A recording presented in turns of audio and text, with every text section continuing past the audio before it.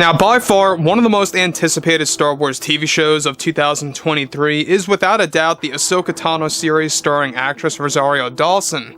That's really going to have a lot of the mythology of Star Wars thrown in there, a lot of the philosophy of Star Wars that was actually created by George Lucas in there as well. That's really going to drive the audience into watching this. This is Mike Zero. Make sure to subscribe if you are new to the channel for future Star Wars updates.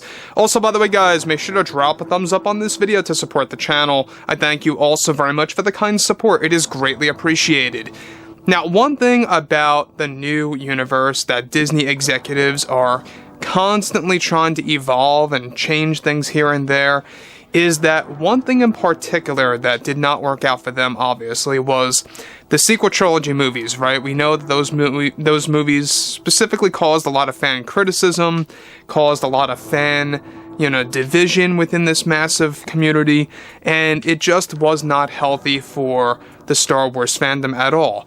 Now, when you look at everything related to that, there's been a lot of things going on since then, given that Disney executives are now regrouping and trying to focus on new, of course, elements of Star Wars by mixing it together with Star Wars Legends, and exactly how that's going to work out. They're also focusing on, other aspects of the franchise that we have never seen before, including brand new eras, as well as brand new Star Wars lore that has never been established, and a lot more that's being created by Favreau and Filoni.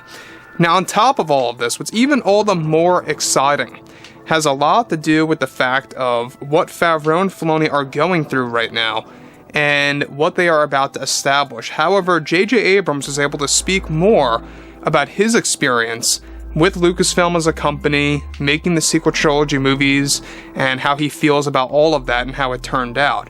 Now, with Disney and Lucasfilm focusing on bringing back Star Wars to its roots and the George Lucas vision and what the franchise stands for, Disney CEO Bob Chapek has been pursuing multiple avenues to take in order to make the franchise more successful than ever before. However, in a recent interview, J.J. Abrams went on to reveal some pretty substantial thoughts about the sequel trilogy movies and how Lucasfilm operated as a company. Now, J.J. Abrams went on to say the following to the media and to Star Wars fans. When I was working on The Force Awakens, I actually wanted to use Michael Arndt's ideas from his initial scripts that heavily featured Luke. I just wanted the fans to know that it was not my decision on how Luke turned out in Episode 7, and I felt horrible of how Lucasfilm completely gave Mark Hamill the short end of the stick. So, once again, J.J. Abrams coming forward and putting things out there to set things right, and to make things a little bit more transparent for the fans.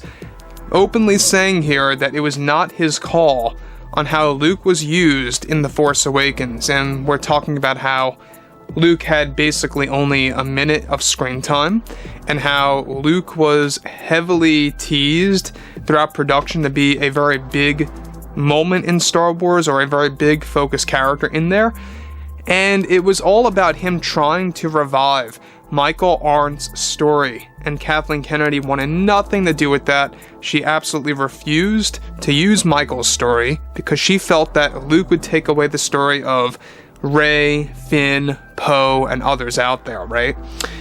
And J.J. Abrams goes, more into about all of this, of how he felt about Kathleen Kennedy restricting the use of Michael Arndt's ideas, and how he felt about The Last Jedi, and how he felt about The Rise of Skywalker. We're going to tap into all of that right now. But the thing about JJ is that there is a reason, and we're going to talk about that too, why he did not want to come back for Episode 8. And he's going to actually go into more of this, so let's dive right into it. Now, he goes on to say, the main reason why I didn't want to come back for the next film, being Episode 8 at the time, and the truth is I had no idea what to do with Luke Skywalker, and the amount of responsibility it held was daunting to me. Now, that's what he had to say about that, because, let's face it, Luke was barely used in The Force Awakens. Now, sure, in the end, I think it was a great build-up for Episode 8 at the time, but the way Episode 8 turned out to be, it kind of destroyed that build-up, right? It kind of destroyed that glorified moment. It's still a rich moment, to me at least, to a degree, in The Force Awakens when Luke is just there, because it kind of teases things of what was meant to come.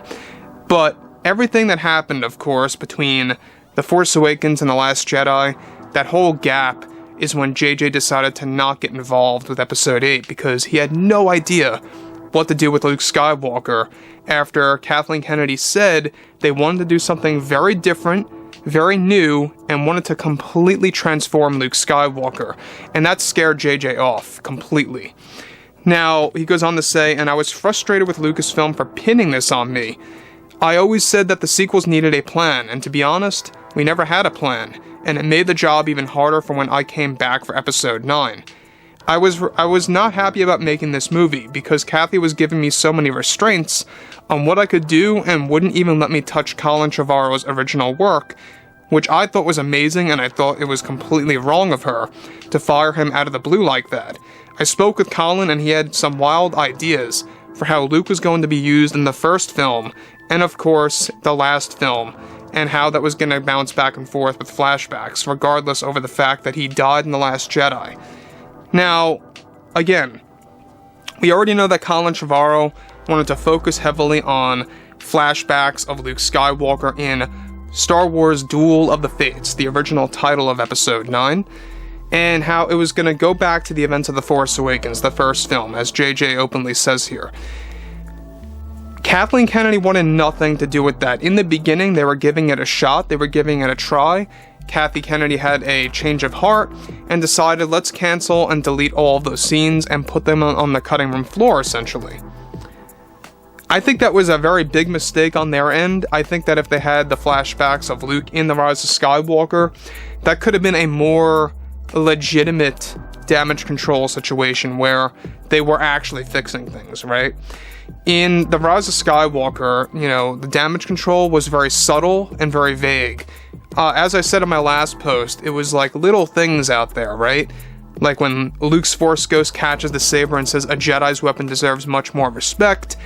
Obviously in reference to what Ryan did by making Luke throw the saber over the cliff. It was like a direct,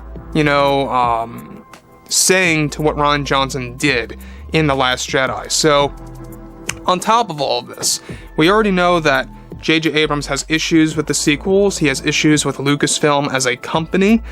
Now, can we fully blame J.J. for what happened with The Rise of Skywalker or The Force Awakens? At that, I don't really believe so now. I think that, partially, he had some of his own ideas in there that maybe kind of didn't work out, but the general sense of things, of how Luke was handled and how Disney wanted nothing to do with Skywalker at the time, wanted to really keep him limited and very restrained. It really wasn't JJ's fault in the long run, and it really was all about JJ just kind of taking a stance on things and doing what he was told. So overall, I think that at the end of the day, from this point on forward, that's why Disney's telling Kathleen Kennedy to no longer announce or prematurely announce new movies or projects. So anyways, guys, drop a comment below. Let me know what you guys have to say about all of this below in the comments. And if you guys did enjoy the content for today, make sure to drop a thumbs up on this video to support the channel. Thank you also very much for the kind support, and I'll catch you guys next time.